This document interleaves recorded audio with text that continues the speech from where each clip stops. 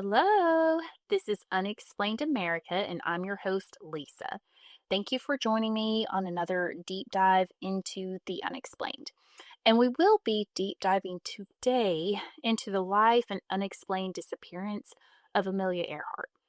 Now, quick business shout out to Sylvia and Kelly, both new Patreon members. Patreon members do kind of a number of things, which I appreciate, which they support the podcast while they also receive bonus episodes not heard on the platform. And there are so many great ones. I just got done covering Titanic. I go really deep. I've done Lizzie Borden, Jack the Ripper, the Long Island serial killer, just tons. There's maybe I don't even know how many are out there, but the link for the Patreon is in the show notes. So go join the Patreon for lots of bonus material you're not going to get on the channel. Now for Amelia. I will say Amelia has captivated me probably my whole life. Just being an extremely strong woman and going after what she wanted and doing this in the 1920s and 1930s. That to me was remarkable, and I always considered her wow. And then, of course, just the tragedy of her not knowing what happened and, to her and such. So we're going to take a deep look into Amelia from her beginnings. Amelia Mary Earhart was born overlooking the Mississippi River on Saturday, July 24th of 1897. Yes. And she was born actually in her grandma and grandpa Otis's home in Atchison, Kansas. Amelia was a long-standing name on her mother's side. So her mom was actually named Amelia. She went by Amy. And then her grandma Otis was Amelia as well. So Amelia's grandfather was a judge and very prominent member of Atchison. He president of a bank as well. And then her dad, Edwin Stanton Earhart, he was an attorney. Now, Amelia came from, obviously, as you can see, a very comfortable, loving family. They were very close. Her sister Muriel came along when Amelia was 2, and they were very close. Now, Amelia had some nicknames whenever she was younger. She was called Mealy or Millie. So cute. And Amelia, from kind of the beginning, had a rebellious spirit. She didn't conform to just the quote-unquote normal things that maybe girls, especially of that time, we're talking the early 1900s there.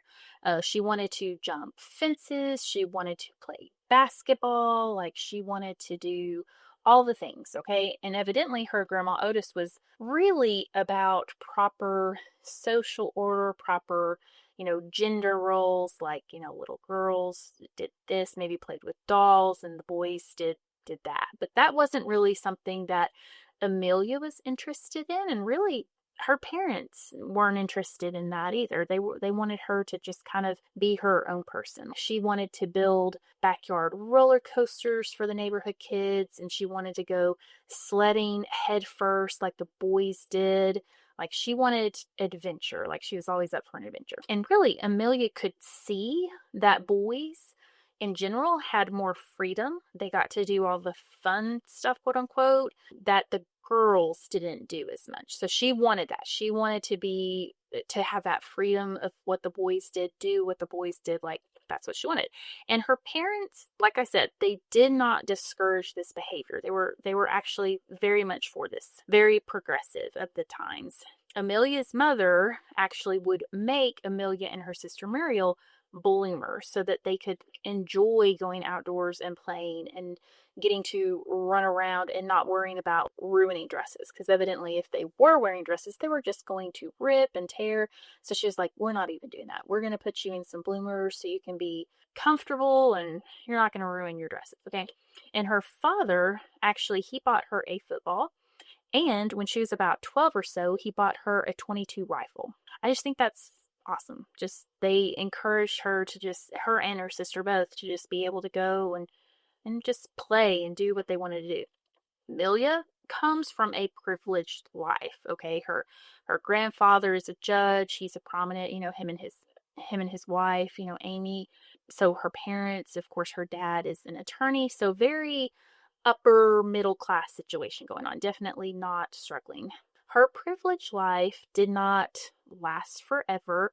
And actually, her father turned to drinking, and they actually, because of this, they struggled financially. It was tough for him to hold a job, and they moved around a lot. Now, Amelia herself said this shaped her by making it very clear to her at a very young age that she needed to be independent, that even the man she loved the most would let her down, and she couldn't rely on a man. She was very, very aware of needing independence, but that was just her nature. Like, she was going to be able to do things on her own. She did not need anything. Now, by the time Amelia is 12, they had moved away from their family in Kansas, and they are actually living in Des Moines, Iowa by this time. Now, they did move around quite a bit, and in fact, by the time Amelia graduates from high school, they are living in Illinois, and it says that she graduates from Hyde Park High School in 1915, but she had actually attended about 6 different high schools during the time. One account states her father was a legal representative for various railroads, which was why they moved so much. But then there was other items that stated it was due to his, they called it his sickness, his alcoholism. So, quote unquote, that they just had a tough run this job, move on, and so to speak. Like, he was just running through jobs because of this. Now, it says after high school, Amelia attends the Ogon School in Philadelphia, which is a very prominent girls' school. It's said to be a quote-unquote finishing school. So she went for about a year and a half, and then at Christmas at the end of 1916, she went to visit Mariel, who was living at that time in Toronto. And Amelia decided to leave school and go there because she became like a voluntary aide in the Department of Nurses at the Spadina Military Convalescent Hospital there. This is World War I. So World War I broke out in the summer of 1914, and it said that while in Toronto working at this, hospital, of course she's working these war efforts there, she would visit a local airfield, and this is when she became fascinated with planes. World War I ends in November of 1918, and with it, Amelia heads back to the United States. Now, a little side note, in 1918, at this time, it said that she does contract the Spanish flu, which is a pandemic at that time. And then from the flu, she gets these horrible issues with her sinuses after this. Now, to the point where she's having like sinus surgeries, which we will be discussing. Yeah, it will definitely come up later. Now, after recuperating from her first sinus surgery, which was in this time frame, around 1918, by the fall of 1919, she enters Columbia University in New York City, and she is in the pre-med program. Amazing. She's a smarty pants. This aligns with the 1920 census that I found. So it shows she's living in New York City. It shows that she's listed as a lodger in a building, and this census in 1920 has all of her family information wrong.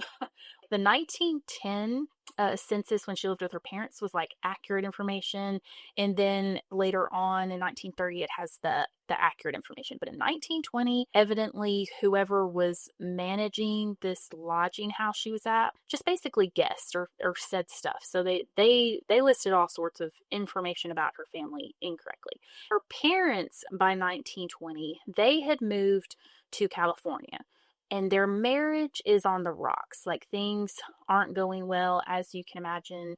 Edwin's so-called, sickness had put a strain on things for a long time. Amelia was actually not happy at Columbia in the pre-med program, so she actually leaves and joins her parents and goes out to California. Little side note, in this era of time, and I will say, I just got done covering the Titanic for my Patreons, and so we talked a lot about this era. Okay, so in America in the early 1900s, this era was called the Gilded Age, and especially like right before World War I happened. Then of course you had kind of like a very prominent age, but it was a Gilded Age. It was full of innovation and money and wealth. It's called gilded also because you kind of like covered in gold, but then the underneath is maybe not so golden. Anyway, it was a time of innovation. And so there was a lot of technological advances and just a lot of things going on, social advances, just things were changing a lot from like the Victorian time period. Okay. To give a little background, the Wright brothers were the first successful flight in 1903. So this happened when Amelia was 6.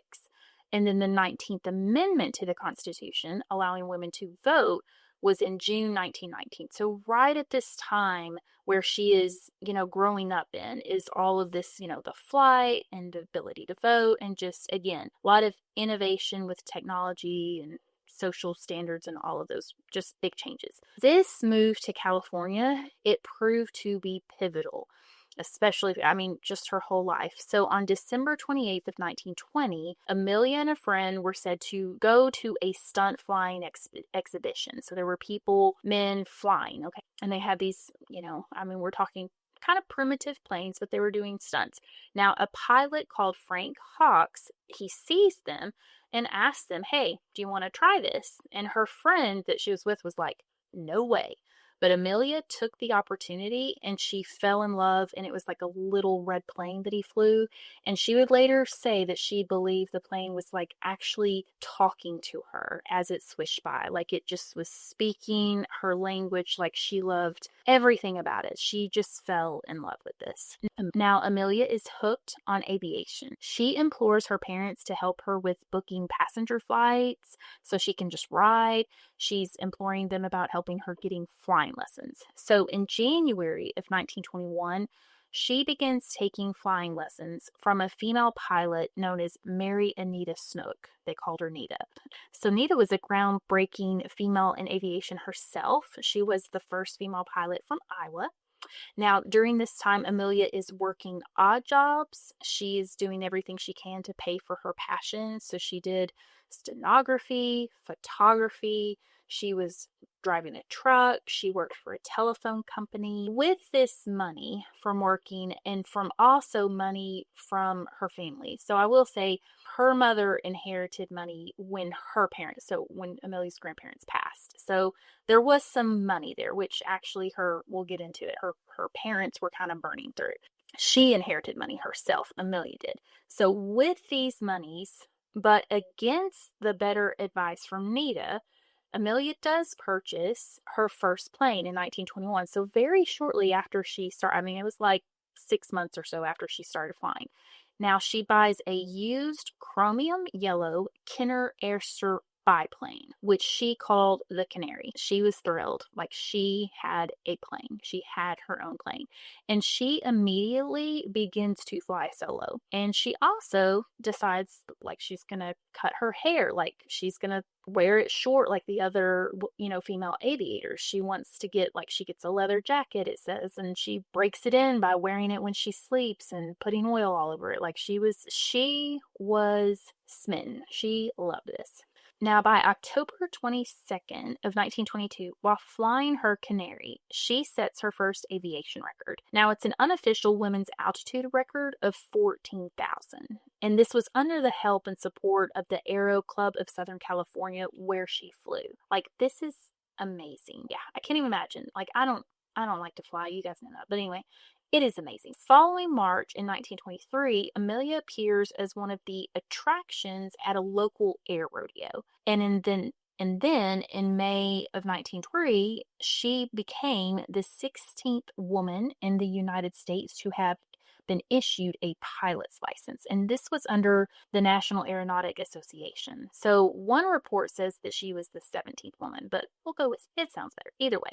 Either way, she was making herself known. She was loving it. She just loved to fly. And so she was doing these things and getting, recognized. Like there weren't tons of women doing this. So it was a big to-do. Also during this time, Amelia meets a man named Sam Chapman. So he was a lodger actually in her parents' home, and he was studying to be a chemical engineer at this time. Now they do get engaged in 1924. At this time as well, Amelia's mom, Amy, again, she has inherited money from her own parents' passing.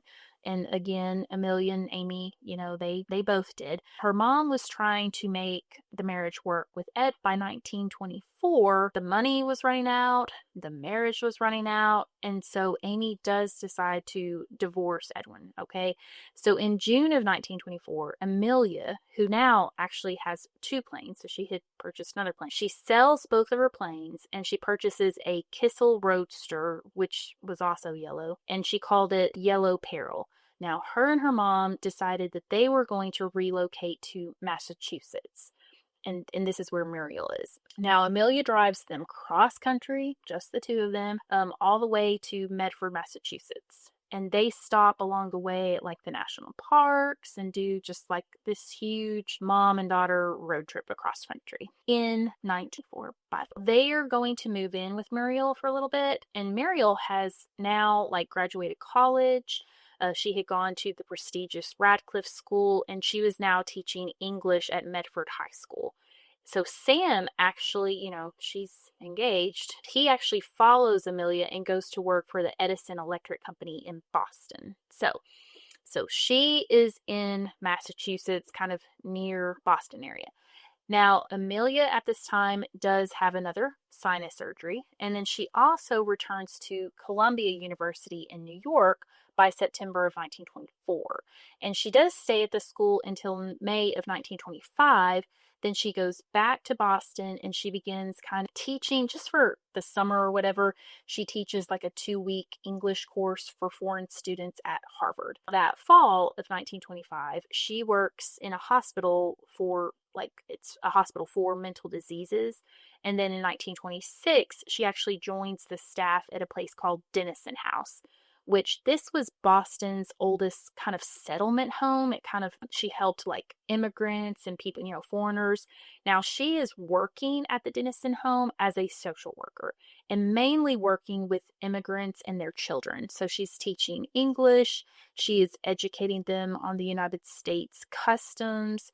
And Amelia also, upon returning to Boston from New York, she gets back to her passion of flying. So she is flying again. She had really missed it and now she was ready. So she joins the Boston chapter of the National Aeronautic Association and even serves as a vice president of the association in 1928, actually. So she is getting kind of settled into the East Coast situation, and she is definitely back to flying. Amelia at this time is well known in the flying community, not well known in the country or anything at this time, but she is well known in the flying community, and she is well respected as a female aviator. April of 1928, Amelia is still working at the Denison House. She's working still as a social worker, so she receives a call from a Hilton H. Rayleigh asking if she would like to be the first woman to cross the Atlantic by air.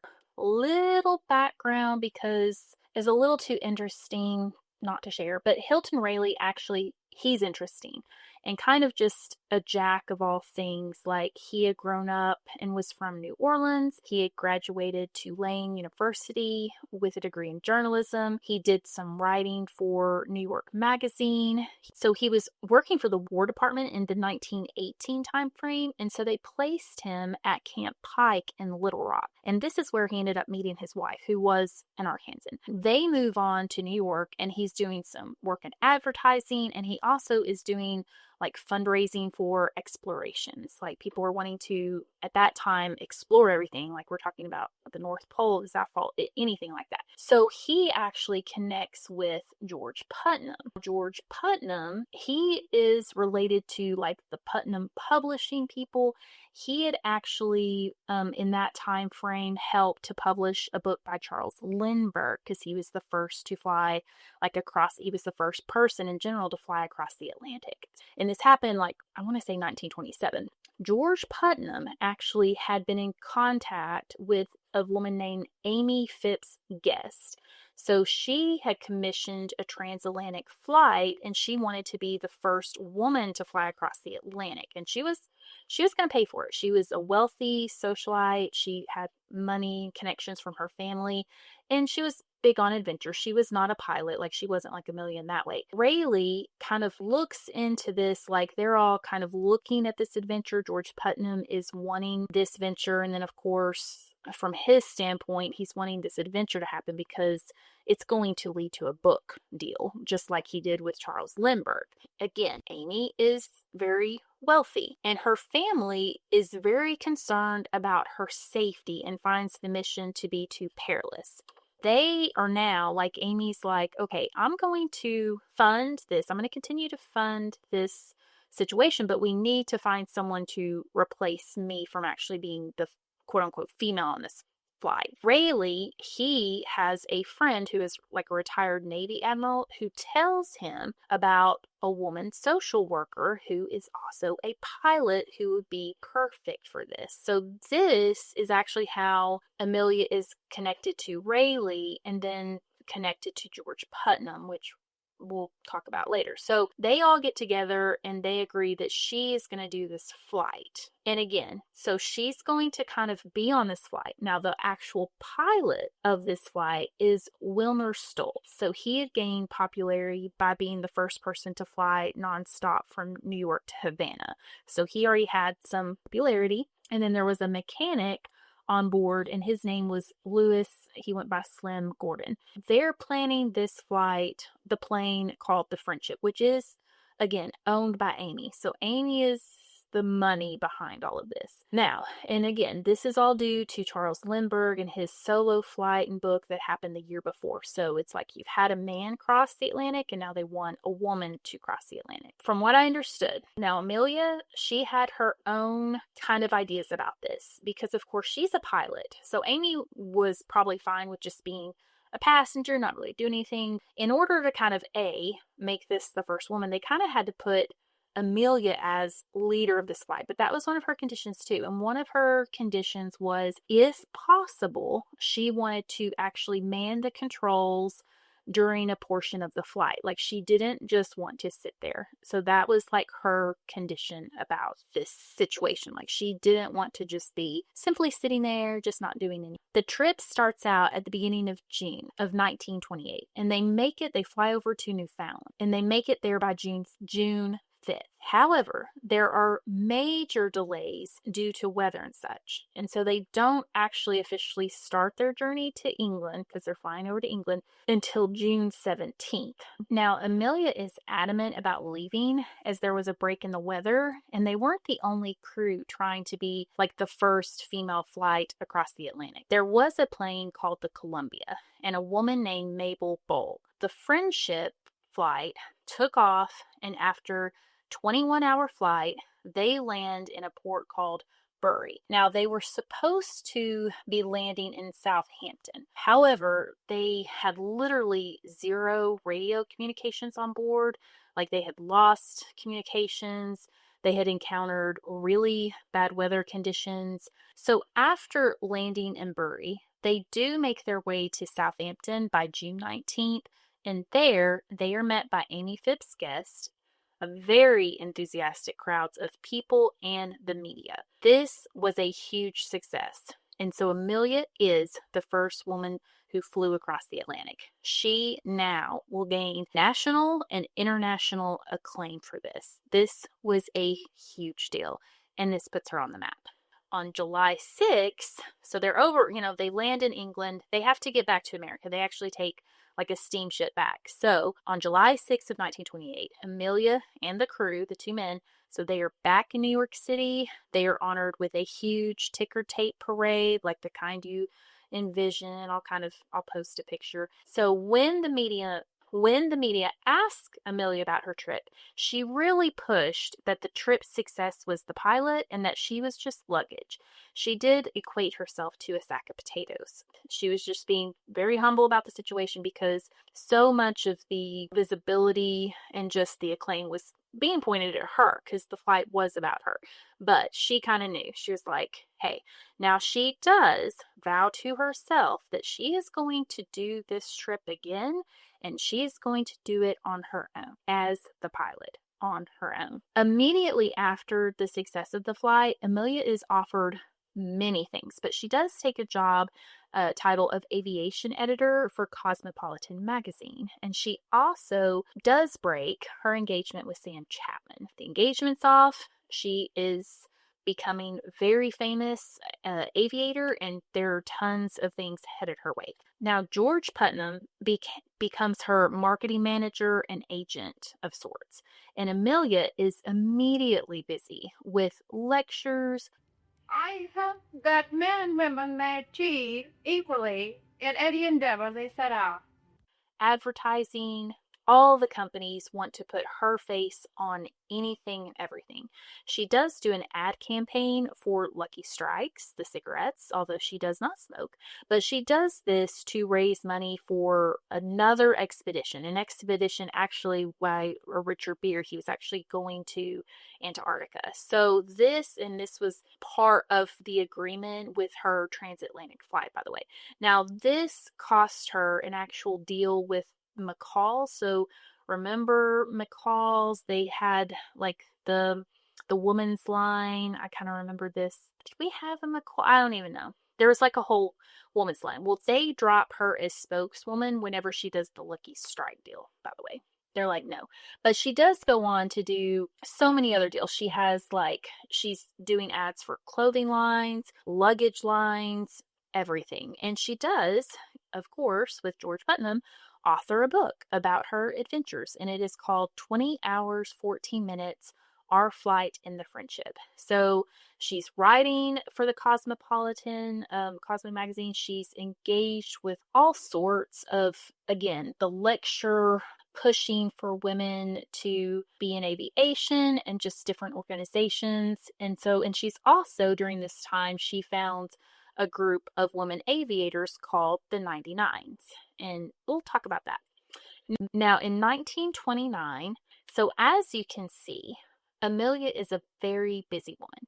In 1929, she competes in Will Rogers' Powder Puff Derby, which was the first National Women's Air Derby race, and she does finish third in the Heavy Planes division. At this same time, she is appointed General Traffic Manager at Transcontinental Air Transport. She's also working with all sorts of different airlines, as far as there's a first air shuttle from New York to Washington that she's helping with and working with. And then she is also appointed during this time as Vice President of National Airways, which does eventually become Northeast Airlines. They're no longer in business now, but they were for a very long time. So this happened, this changed place in 1940, actually, after she had disappeared. In 1930, Amelia sets the women's speed record of 181 miles per hour, and she acquires her transport pilot license. She can actually fly other people. Now, she also becomes the first woman to fly an autogyro, which I had to look up. So this is kind of like a primitive helicopter situation. It looks very unsafe to me. But I hate the whole thing. I'm fascinated by the whole thing, but I don't want to be in the air myself. At the same time, in 1930, her father, Edwin, he dies of cancer in this time frame. Now, George, of course, he's her agent. He's been her friend, her companion. They have grown close, very close, and they fall in love. And so a little background on George. So he had been married before and he was divorced. He had 2 children already. He repeatedly asked Amelia to marry him. I think it said about 6 times. And she says no. She's like, I'm just not the marrying type. She's just like, nah. Now, she finally concedes to his advances, to his, engagement request, and they do get married in February of 1931 at his mother's home in Connecticut. It's said that she sends him a note beforehand, and then I will read this note, and this note is also mentioned to kind of be like a prenup between them. I don't see this as a prenuptial agreement at all in the sense of what we think is a prenuptial agreement. But I will say, Amelia is non-conforming. She has always been non-conforming. It is something that she's been like the whole of her life. And I will say, I'll tell you about myself. I never in a million years thought I would get married. I never thought I would get married. I never thought I'd have kids. I thought that that's just not for me. And you know what? And I'm so thankful that I did. It's just been a wonderful experience. But that was her. She's like, I'm not going to do what the conforming little female does. What, quote quote unquote, but she wasn't going to get married. She wasn't going to have kids. This was kind of like, okay, I'm going to marry you, but here's the deal kind of note to me. This is her note. I want you to understand I shall not hold you to any medieval code of faithfulness to me, nor shall I consider myself bound to you similarly. I may have to keep some place where I can go to be by myself now and then, for I cannot guarantee to endure at all times the confinement of even an attractive cage. So there is a lot more to it. I think she just discussed, if after a year, if she wanted to walk away, like he was going to let her. Okay, so this was what she wanted. I get this. She just wanted to be as free as a bird. I mean, she called her plane the Canary. She loves to fly. Like she really just wants to be free in her mind. I just don't want to be like, I love you, great, but yeah. And it is said that when they do get married, like she omits the whole to love and to through health and sickness and obey. She omits the obey part, and that was also in the movie. Now, again, from this note, some consider it a prenup. I don't. It's just, to me, it's just laying out, just telling, I'm just being honest with you. I'm being upfront with you.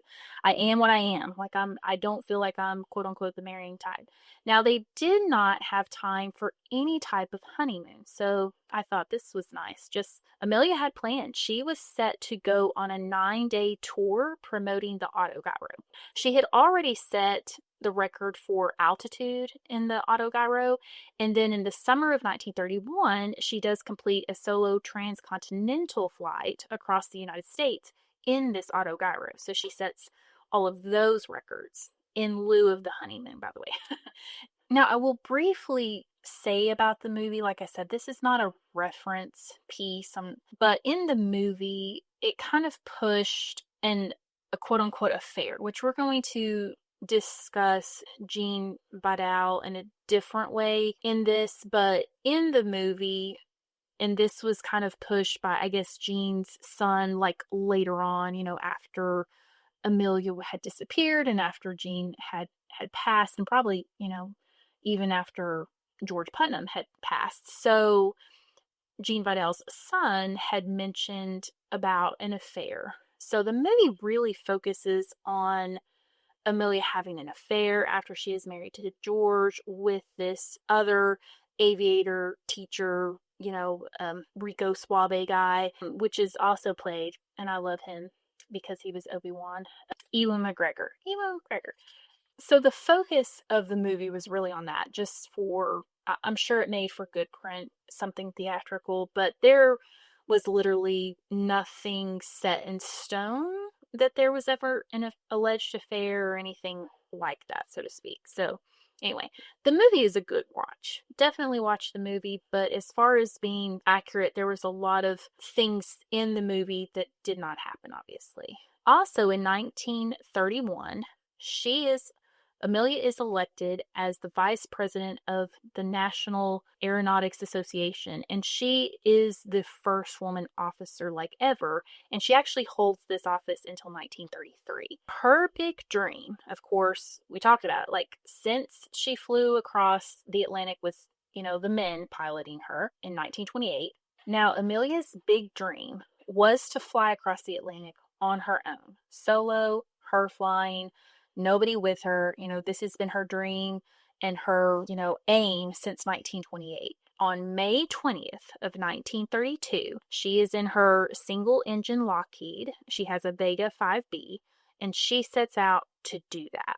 Now, she encounters icy conditions, she encounters mechanical failures, and she plans, like her route is to, take off from Newfoundland and then land in Paris.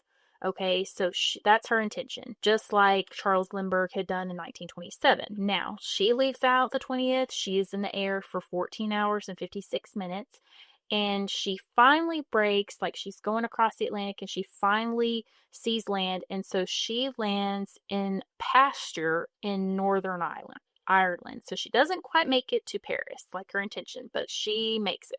And she becomes the first woman to solo across the Atlantic. In her very own words, she says, "I was very glad to see land."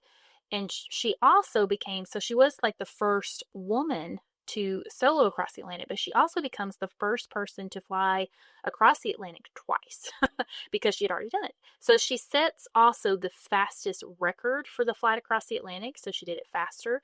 And she sets another record. So in this one flight, she is breaking a lot, but she sets another record for the distance for a woman. So again, a lot of records being broken just in this one flight. She does receive the award from the Army Air Corps, the Distinguished Flying Cross, which was given to her by Congress. She becomes an honorary member of the British Guild of Air Pilots, and she also receives the gold medal from the National Geographic Society, which was presented by President Herbert Hoover. So this was like a big deal. This was a big deal to her too, because it was something she had wanted from the very beginning, and she had, this had been how many 4 years in the making. Like, this was a huge deal. Now, at the ceremony, Vice President Charles Curtis, he praises her courage, saying she displayed heroic courage and skill as a navigator at the risk of her life. Now, in 1933, she flew in the national air races. So that's, she is flying. When she's not flying, she's flying, and when she's flying, she's flying. If that makes any sense. Like, if she's not flying, she's watching people fly. Like, she loves this. Like, this is what she's into. Now, in 1934, she does launch a fashion line. It doesn't work out, but that's okay. She did it, and she's still doing all of these amazing things. Okay, guys. Now, in 1935, she is the first person to fly solo from Hawaii to Oakland, California, thus making her the first person to solo over the Pacific Ocean, and then likewise the first person to solo over the Pacific and Atlantic Ocean, because she's already done the Atlantic. Now, also the same year, she is the first person to fly from LA to Mexico City, and she had actually gotten a personal invitation from the Mexican government to do this. So she's continuously setting records, being the first woman, being the first person to do these things. I mean, I will say, it's hard to imagine, but we all know who she is. We all know who she is because of the tragedy, but they all knew who she was because of all these triumphs. So she is just having this amazing time, and she is a household name. Like, people are captivated with this. She's a woman, she's setting all these records. It's amazing. Now, in 1935, she begins working for Purdue University. So she goes on to be faculty. So she's doing lecture series for the university.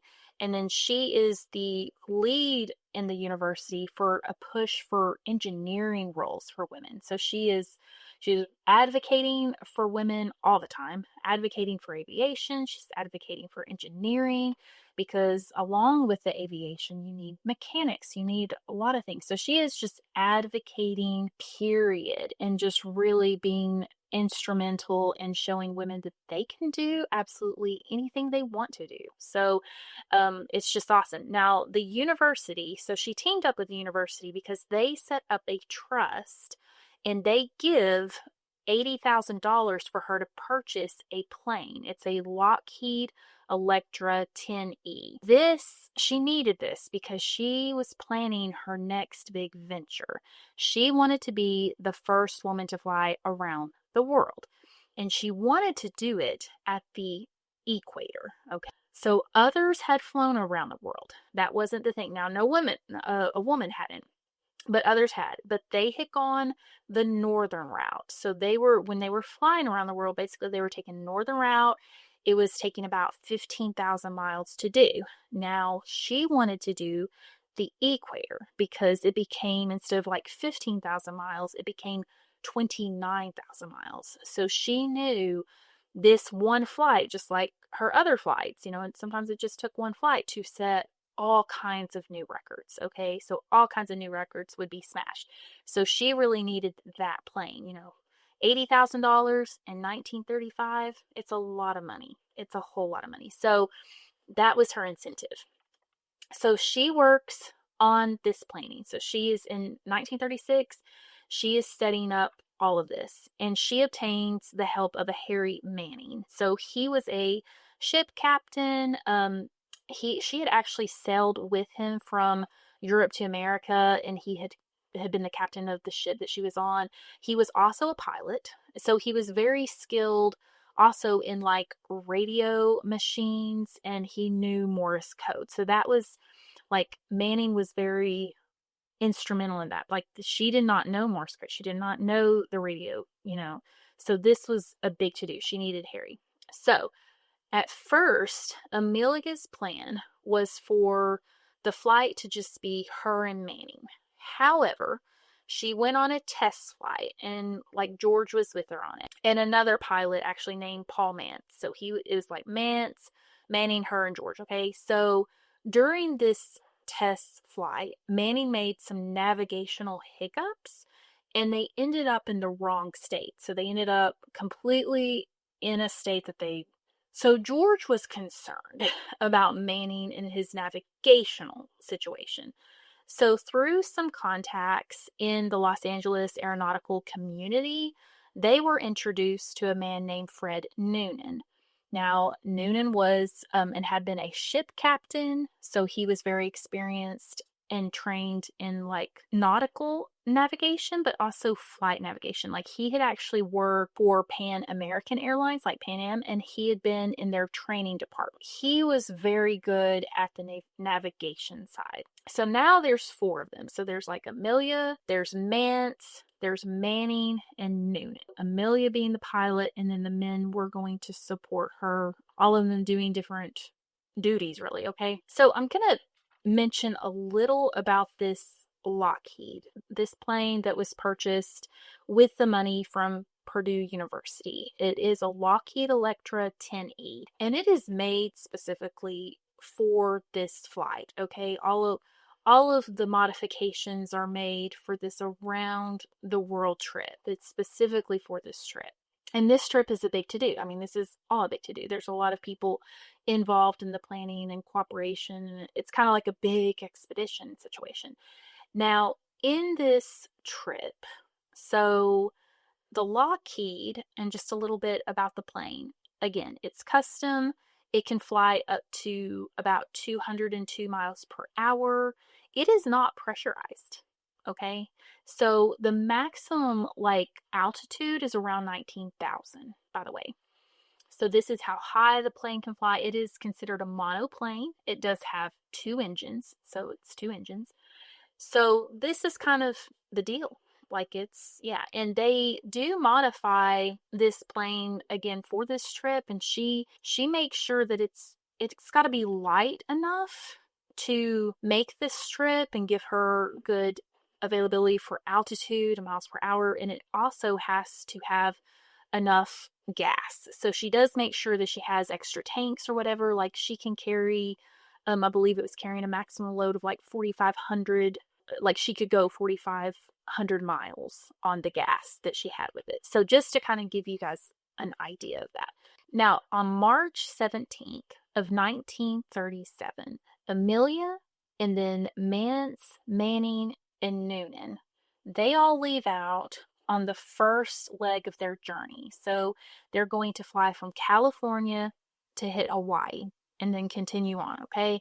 That's the plan. Now they fly for about 15 hours or so and they make it to Hawaii. But there they have issues and they make it to the Navy's Luke Field in Hawaii. There they had some issues with the propeller or whatever. They fix the propeller and then they go to take off like 3 days later. So this would have been March 20th. But they can never leave Luke Field. So they go up in the air. They have some uncontrolled ground loop crash going on. They can't really tell. So the front landing gear collapses on them as they go down and the propellers hit the ground. The engine is damaged. So you have the damage of the front, the landing gear, the propellers, the engine. So this is a huge issue. So basically they are grounded. Now, some people that were watching, they think that the tire blew on takeoff. That's what they think happened. They really have no idea what caused. It's like they went up to leave and then the plane came back down. So either way, the plane is done for now. So they have to actually return the plane to the Lockheed company in California for repairs. Now, the repairs pushed back, obviously, a lot of time, several months to repair. Manning, because of this time, Manning could no longer go on the trip. And Mance was out too. So Manning and Mance are out. Noonan is still in. So Amelia and Noonan are in. Yeah, Manning and them are out. And just some major weather shifts happen. Like, you go from March and then now it looks like they're going to be leaving in the summer. So just some major shifts are happening, and now they're going to have to change their trajectory and direction from going, they were going westwardly, so now they're going to go east to west.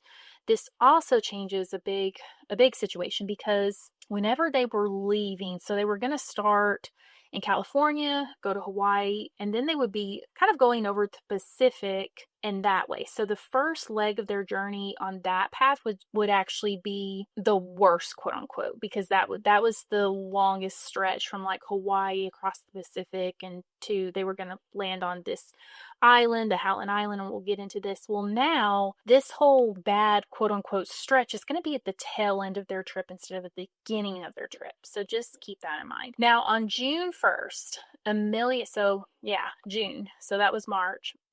On June 1st, Amelia and Fred depart from Miami, Florida, and they begin their 29,000-mile journey. So the whole trip is going to be about 22 stops around the world. So it's not like, obviously, you can't fly 29,000 miles, without any stops. They have to refuel. There has to be stops.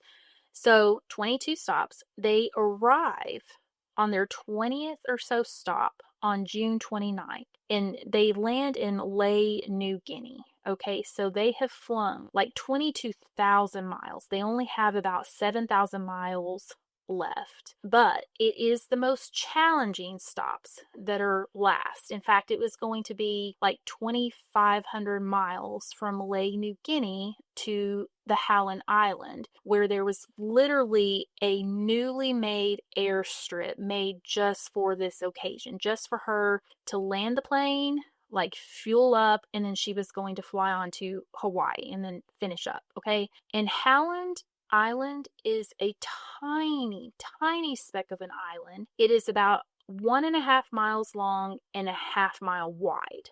Okay, it is a tiny little island. From landing in Lae, Papua New Guinea, this is Papua New Guinea, this next leg from like Lae to Howland Island, I'm going to explain it.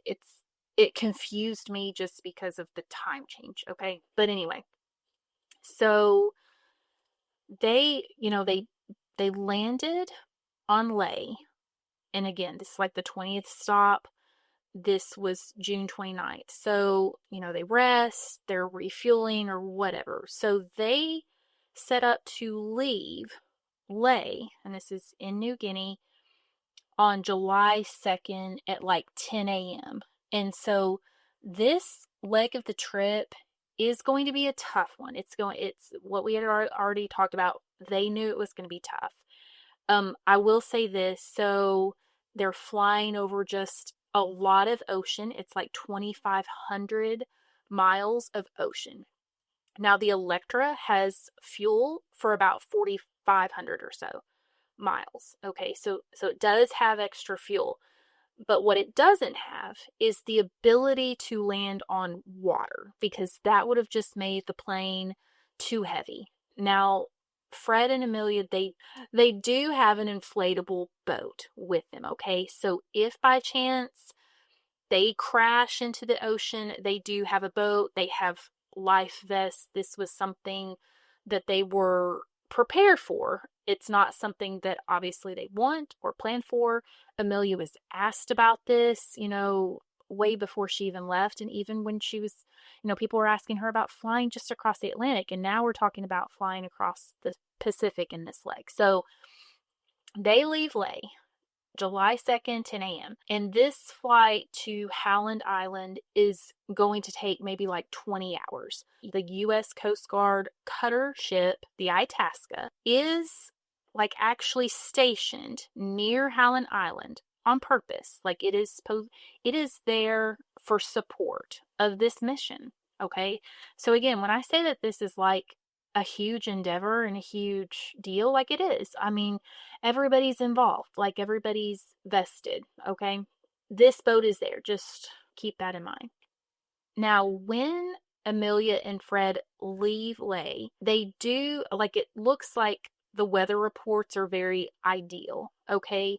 And again, Fred can navigate them by numerous ways. By he was a ship pilot, so the shipping route and the celestial route. And his favored method of tracking for navigation is the celestial route. But they do encounter overcast skies and some intermittent rain showers. So that is kind of making his job difficult, okay, because they're having this situation.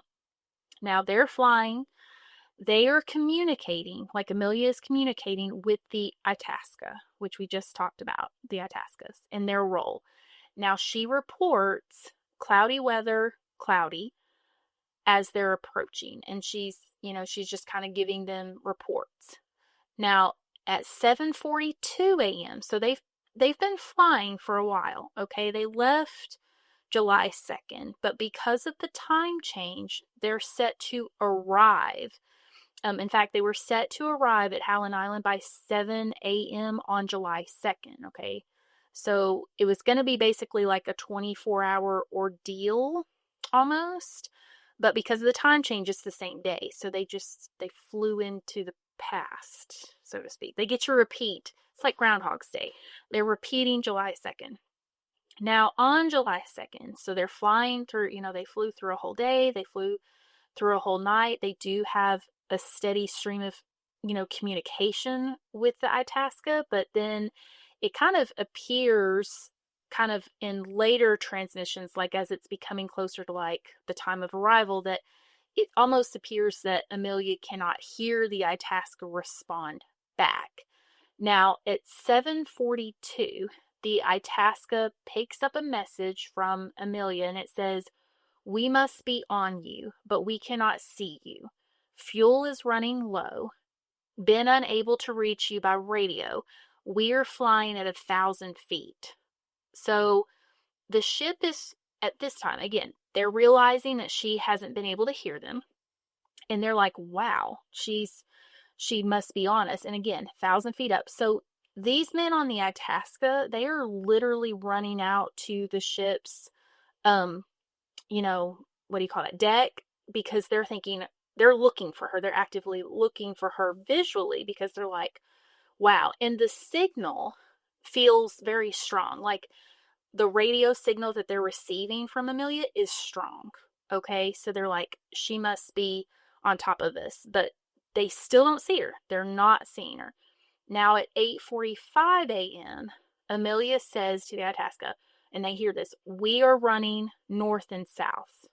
Now they do pick up a message at that same time that says they're on the line 157, 337. "We are circling but cannot hear you." And then the last confirmed word spoken by Amelia over the radio that the Itasca hears at all is the word "wait." And that is it. And it comes in a little bit after that 8:43 a.m. time period, okay? That is it. And again, the Itasca is looking. They're not understanding, like, why they're not there. Like, they are actively looking. Now, I will say during this time, evidently Amelia has not been receiving word back from the Itasca. And during this time, she had been asking the Itasca for just signals, and then she asked for just Morse code signal because she wasn't hearing like a voice frequency or whatever. So she does acknowledge receiving the Morse code, just FYI. But again, that very last transmission where she says, "wait," is kind of, it is the last. By 10 a.m. on July 2nd, the Coast Guard's Itasca, after having received 0 communications from Amelia after an hour, they begin searching all around Howland Island. So this began a 17-day search by the U.S. Coast Guard and the Navy, with additional help by Japanese vessels as well. Now, the ships involved with the search, other than the Itasca, was the USS Lexington, the Colorado, the Swan, Lamson, Drayton, and Cushing, just to name the main ships involved. There were other vessels, there were planes, like it was a huge search. In fact, this search was the Navy's largest, most expensive, and expansive search in history. Now, while they're searching at home, the Americans are hoping and praying that they find Amelia. And there was really hope. Like a lot of people, they did not feel like Amelia was lost. There was a lot of hope and faith that they would find them.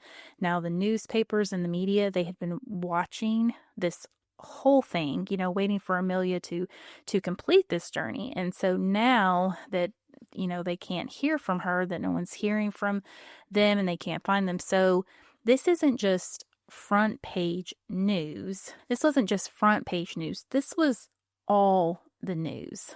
Yeah, I found a newspaper article, or a whole newspaper from Florida. It was the Tampa Bay, and it was July 4th of 1937, and the whole paper was devoted, like every single article in the paper was devoted to finding Amelia and Fred, like every article. And again, they were super hopeful. They were thinking the Navy would definitely find them. On top of all this, there were several people, and I'm just going to tell you about one particular clip.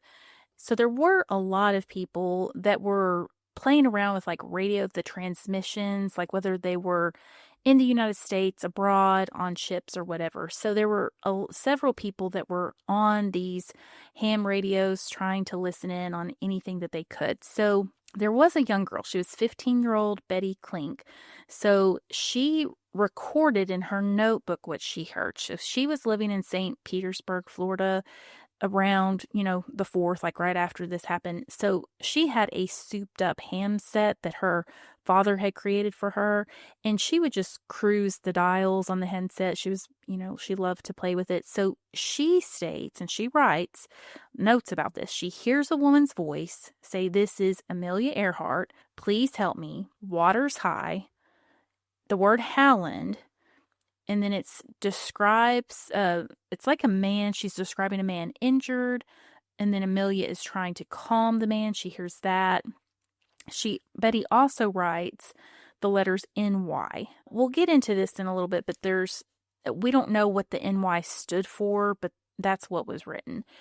Now, there is a group that we'll discuss that will be huge in this search for Amelia, and they are called Tiger, and we're going to dive into them. But they did uncover about 57 credible transmissions that were reported to police stations and newspapers. And really, there were hundreds that they had to track down and see if they were legitimate. But they did feel like there were 57 credible, and Betty's was one of them. Now, finally, after again the 17-day search, on July 19th, after searching 262,284 miles, this was searched by ship and plane, and with the cost of $4 million, which equates to $89 million today, the government reluctantly called off the search, and the Navy would issue a 96-page report that is currently in the National Archives regarding the details of the search effort for Amelia and Fred.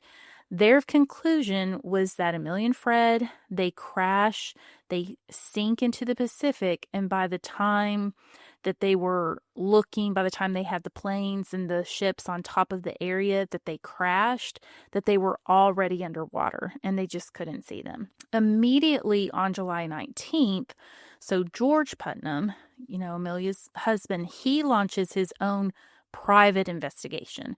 And just a side note, so he will need funds from Amelia. So, with her being gone, she can't access these funds. So he actually has to take legal measures to get her legally declared dead in order for him to access her estate so that he can fund searches. Now, this takes a little bit. Normally, it takes like 7 years for you to even go through this process, but he is able to go past the 7 years because of the situation. In a probate court in LA on January 5th of 1939, they do actually declare Amelia officially dead, now in absence, basically. In 1938, there is a memorial lighthouse constructed on Howland Island in honor of Amelia and Fred, like in memory of them. Now, people, of course, were earnestly heartbroken. I mean, she was, just super loved here and abroad. They were bewildered. They were mesmerized. They didn't understand. They kept thinking that she could show up at any minute. Like, honestly, that's how people felt.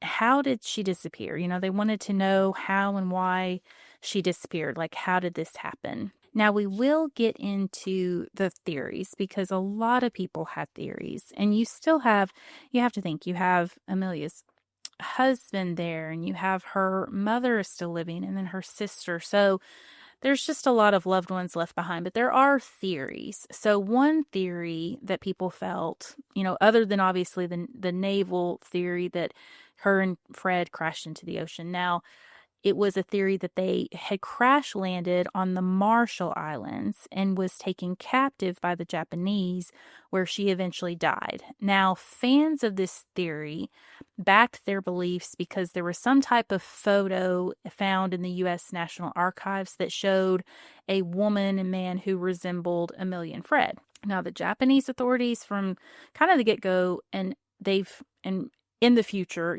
all through history, they have said there were absolutely no records indicating that they had her in custody. Like, they did not have her in custody. Now, another widely disputed offshoot of that theory was popularized by a man named Major Joseph Gervais. So he was retired Air Force. He stated that Amelia definitely survived Japanese captivity and was then smuggled back to the U.S. disguised as a nun, where she ended up living in New Jersey. Now, he would go on to tell people that he identified Amelia Earhart as a woman named Irene Bolam. So he's basically saying, I saw Irene. She is a banker in New Jersey, but she looks exactly like Amelia, and that's Amelia. Like, she's really just disguised as this Irene Bolam. Well, Irene is like, no, I am not a mystery woman. I am not Amelia Earhart. Like, she was very adamant, and she later actually sued Major Joseph Gervais for his allegations because she's like, I don't know where that's coming from. So I thought that was crazy, but yes, that really happened. Now, to discuss a little bit, so like I said, you have Amelia's mother. She is still living. She does not pass away until 1962. She does live a very long life, but she always felt like Amelia and Fred were on a spy mission, and that she was definitely alive and that they had been captured by the Japanese. Now, this was found in a letter that was written in 1944. And again, you have to think, so in that time frame, like shortly after they go missing, World War II starts. So a lot of people did have these thoughts that the Japanese had them just because of the war going on. Amelia's sister, Muriel, so she lives a very long life. She does not die until 1998, so almost lives 100 years. And in 1982, she states that she does not believe in the spy theory that her mother had, or the theory that she was captive. Like, she totally believed that Amelia and Fred ran out of fuel and then crashed into the ocean. So that was what Muriel thought.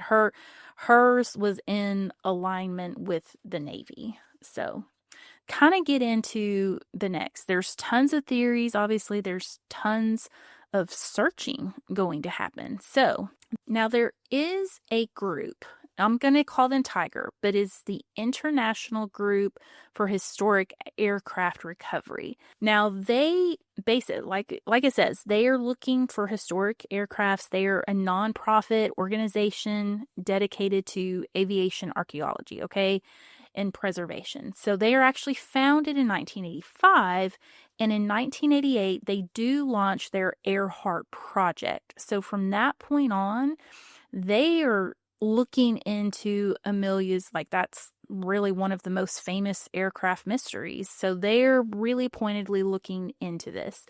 Now, they believe, based on all of their studies, they come up with a theory that Amelia and Fred landed on an island called Nikamaruru, and they survived for a while after the crash. So that is their theory, and this is what they're going to look into.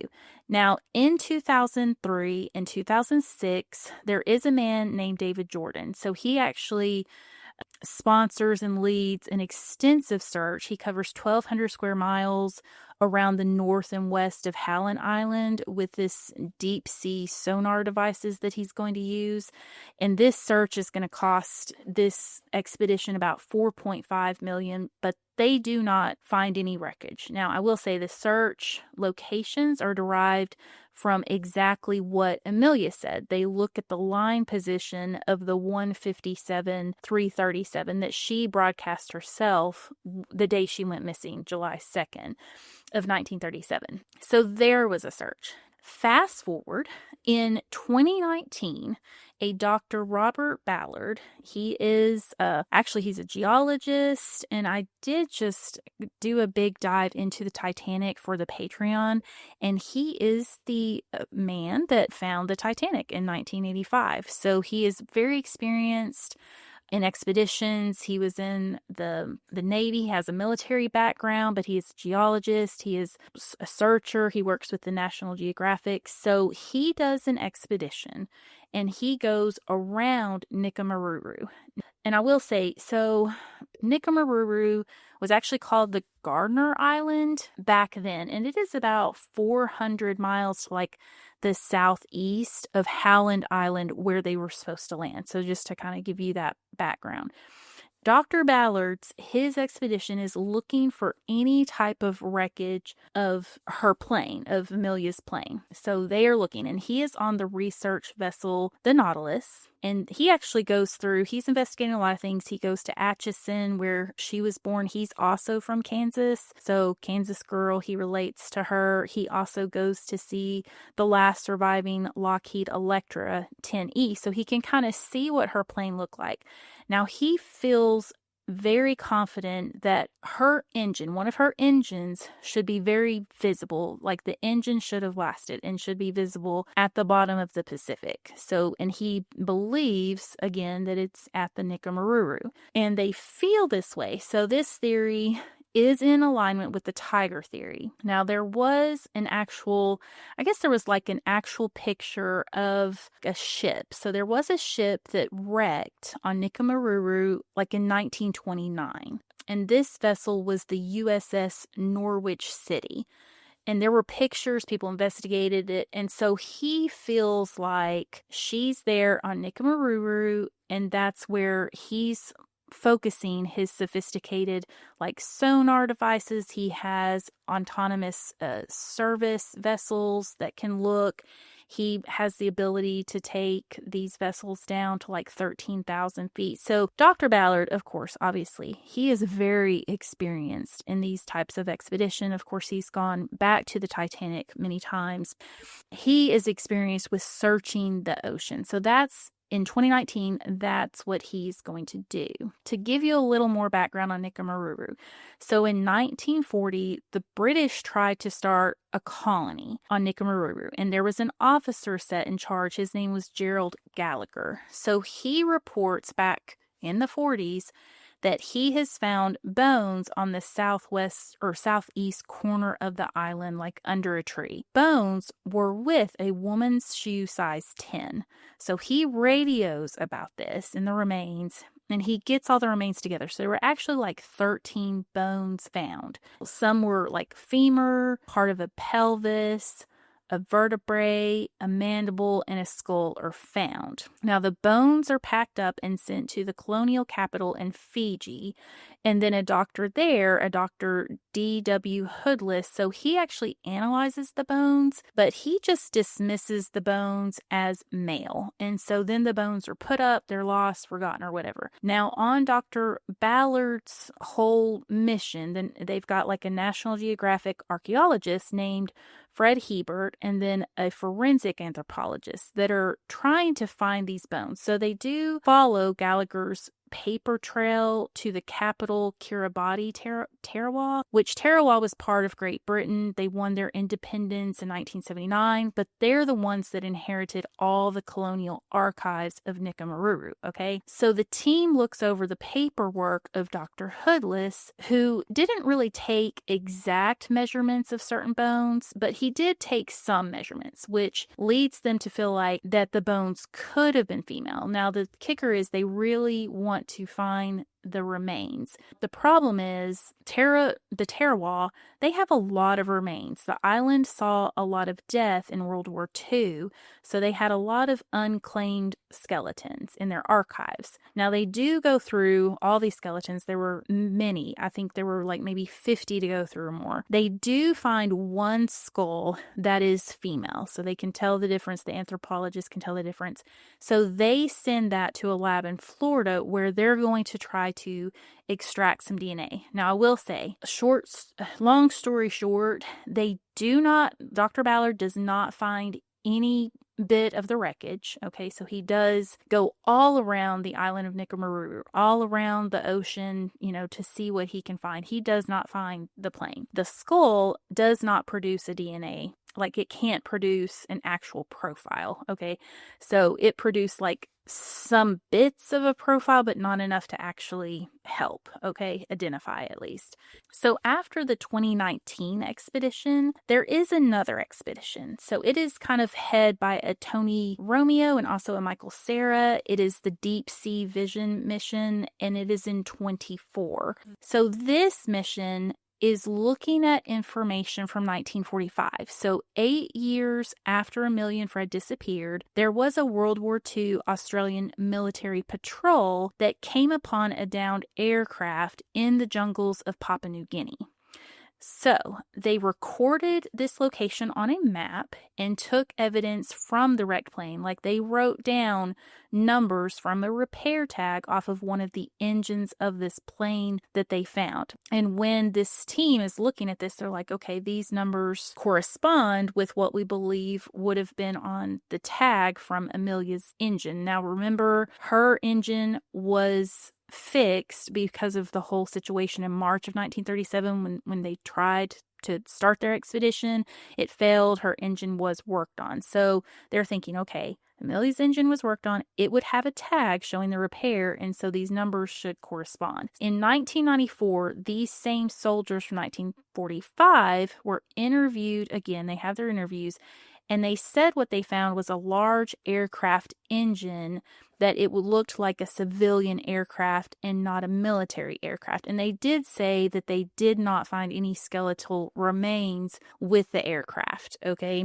Again, this is what the team is looking into in 24. Now, they go all through the jungle. They do come across some planes, okay? They do come across some planes. They are not Amelia's plane. Now, on the other flip side, they do they're doing a documentary on this. At the end of their search, they do see, because they're using sonar to look through this jungle. They're using magnetic forces, meters. They're flying a drone with a magnet on it to try to get some type of radar look at, see if they can find metal, basically like plain metal or whatever. So they do see a form, but they're only when they go on this mission. So when they're going through Papua New Guinea, and they really think that this is valid because, remember, Amelia and Fred had 4,500 miles worth of gas, and it was going to take about 2,500 to get to Howland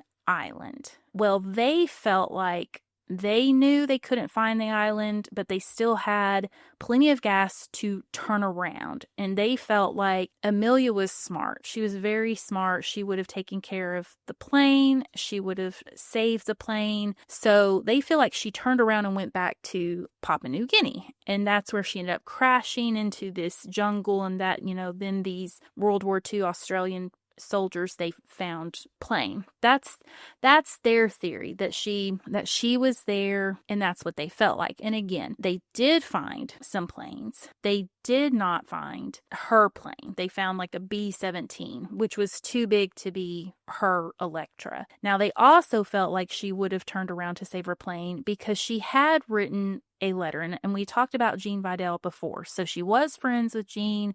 There is in archives at Purdue like a letter that she had written to Jean that said that if she couldn't find Howland Island, that she would turn around and go back to what was called the Gilbert Islands, which would have been easier for her to find, maybe a safe landing place. Because again, there's not just like a landing gear. The Howland Island had to be built, like the landing strip had to be built for her. So they felt like she had this backup plan and that she was going to go backwards. And that's why they're thinking, okay, she crash landed in Papua New Guinea.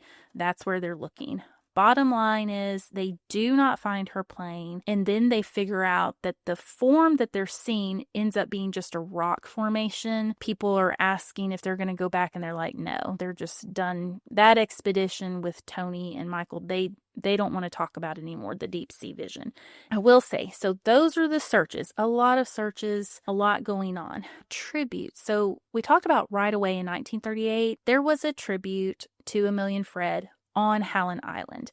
But there are so many more for Amelia. So in 1967, on the 30-year anniversary of them going, missing, there is a woman named Anne Pellegrino. So she actually flies a similar aircraft to Amelia's, and she completes the round the world flight that followed Amelia's flight plan, like in her honor. And she actually drops a wreath over Howland Island in honor of Amelia. 1997, on the 60th anniversary, another woman, Alinda Finch, she flies in a restored Lockheed, exactly like Amelia's. And so she kind of does a tribute round the world flight in that restored plane. And then in 2001, there was a commemorative flight that retraced a route that Earhart flew when she flew transcontinental, or when she flew in August of 1928. So there have been a lot of tribute flights, but then there's also the United States actually named a ship after Amelia. They did that in 1942, and then that one wrecked, and then they did another one in 2007. University of Purdue has the Earhart Hall, and then there is the whole town of Atchison, Kansas. You can go where Amelia was born. It has everything about her preserved there in Atchison, Kansas. So there's just a lot of tributes, because the bottom line was she was amazing. She was smart and independent and just all of these wonderful things. An exciting thing that's going on. You had that expedition in 24, but there is another expedition. So it is actually the Tiger Group. They are sending out another expedition to Nikamaruru. So, and that is actually supposed to happen in November of this year. So in a few months, they're supposed to do that. It would be amazing if they do actually find any portion of her plane, because then that will tell them exactly what happened. And if they were right, like if she did survive, if she landed on Nikamaruru and people were actually hearing her on these transmissions, like if that was true. So that is very exciting news. And that to me is the biggest tribute to Amelia there is. The fact that so many people care. We still care. We still think of her. I mean, it's been, goodness, almost 100 years since she's gone missing. And people still very much care to know what happened to her. Like, and again, amazing woman, a smart woman, independent woman. She lived a very awesome life, and now she's has a huge legacy, and people just still want to know what happened to her. And I think that's amazing. So hopefully there will be news with that expedition. So if there is, I will definitely be doing a follow-up episode to this. Even if there's just some news about it, I will definitely be kind of sharing that on my social medias. So this was just a to me, very important episode to research, but fun episode to research, because I didn't know that much about Amelia, about her life and about everything that happened even before she got into flying. Like she just lived a very amazing life. So I hope you enjoyed this episode. Please let me know, share a nice comment on the social medias, on YouTube or wherever you're listening. But thank you for listening, and I'll be back with you guys next week with another new episode. So stay tuned and have a great week. Love you. Bye.